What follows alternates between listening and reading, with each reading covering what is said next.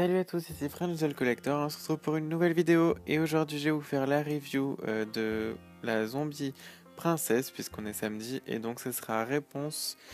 Donc je suis réponse zombie comme c'est écrit dans la boîte. Alors sa boîte c'est toujours pareil, c'est une pierre tombale donc qui est transparente dans l'ensemble. Derrière toujours pareil, on a les 6 de la collection, en tout cas de la première collection. Avec le petit synopsis, quelque chose de mystérieux est arrivé à nos princesses, etc. Je vous laisse lire. Donc c'était le synopsis de la web série. Du coup, je vais la sortir de sa boîte et je vous fais la review. Et donc la voici hors de la boîte. Donc vous pouvez remarquer que ses cheveux sont lâchés derrière.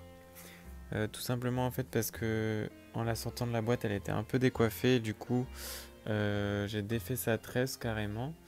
Et puis finalement je l'ai laissé comme ça parce que je trouve que j'aime bien voir ses cheveux comme ça. En plus je pense que les zombies elles ont pas trop le temps de se coiffer, donc bon, on va dire que c'est plus dans le thème et j'aime bien voir ses cheveux détachés. Après c'est vrai que les pointes sont, puisque je parle des cheveux, je peux vous parler de la qualité. Ils sont très doux, de là jusqu'à là à peu près on va dire. Et ensuite tout ça c'est vraiment le fouillis et c'est même pas très pratique à coiffer. Donc encore une fois c'est dommage. C'est vrai que pour comparer, les meilleurs cheveux ça reste les Barbie et les Ever After Eye. Pas tous les Ever After Eye mais la plupart ont quand même des super bons cheveux. Et les Barbie aussi ont des cheveux de très bonne qualité. C'est vraiment, ils sont pour l'instant ils sont inégalés on va dire. Donc sinon, pour le reste de sa coiffure, elle a une petite ficelle là qui tient à sa frange sur le côté, ainsi qu'une, enfin c'est pas une tresse, mais c'est deux mèches enroulées l'une autour de l'autre. Donc un peu comme Holly O'Hare d'ailleurs, que on va pas bien voir, mais qui a aussi la tresse comme ça. Donc je sais pas, je saurais même pas dire laquelle est sortie en premier, parce que les zombies datent d'un petit moment quand même maintenant. Mais vu qu'elle copie un peu Monster High, je ne serais pas étonné qu'elle copie aussi Ever After High.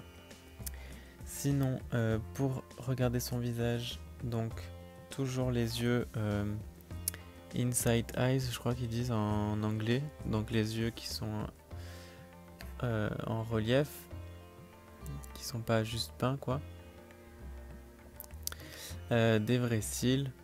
Son maquillage est dans les tons violet clair et violet un peu plus foncé. Et elle a aussi du gris, du vert gris même, si vous arrivez à voir, autour des yeux. Donc c'est pas hyper flagrant parce que sa peau est déjà un peu grise. Mais on arrive à le voir quand on le mentionne, on va dire. Son rouge à lèvres est super joli puisqu'il est violet très mat. Donc en plus c'est très courant, je trouve très moderne, donc j'aime beaucoup. Pour le reste, elle a une cicatrice autour de la bouche. Sinon, sa robe est donc dans les tons violet, doré et noir. Donc c'est les trois couleurs qu'on retrouve sur sa robe. C'est donc un haut qui brille. Je saurais pas vous dire le matériau. Qui passe de super bonne qualité non plus. Mais j'aime beaucoup l'effet brillant qui rend ça un peu plus vivant, on va dire. Ses manches sont donc en résille noire avec une lanière dorée de chaque côté. Elle a une ceinture dorée,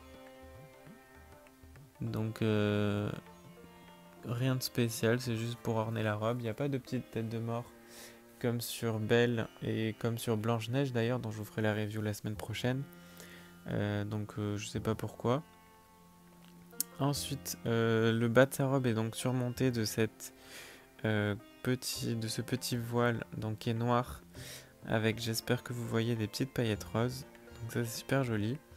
Il est fini par des coutures dorées. Donc ça fait très royal on va dire. Et sur le dessous, ça veut rien dire sur le dessous. En dessous, donc il y a cette, on dirait de l'imitation de la soie un peu. Je sais pas si c'est de la soie, en tout cas c'est plutôt doux. Et donc c'est la partie basse de sa robe, donc avec des trous. D'ailleurs, je sais pas si je vous en ai parlé, mais je trouve que ces trous sont une très bonne idée. Ça, y a pas à dire, c'est des zombies, donc forcément elles ont des vêtements abîmés et compagnie, ça me gêne pas. Mais en fait, c'est les coupures qui font vraiment trop voulu et que je trouve un peu dommage. Ça fait pas abîmer en fait, ça fait découper au ciseau proprement. Alors je sais pas si c'était un vœu de fabrication, mais en tout cas je suis pas hyper fan parce que du coup ça fait moins zombie que ça devrait. Et enfin, donc elle n'a pas de chaussures et elle est livrée avec son stand.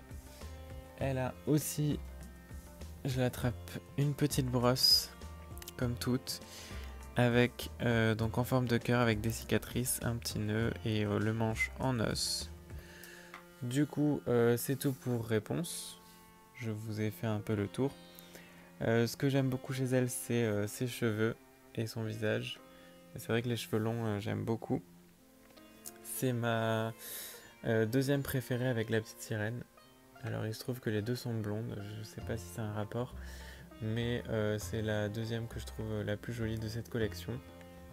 Ceci dit, j'ai pas vu encore La Belle au Bois dormant en vrai, donc j'attends de voir. Du coup, ma review est terminée.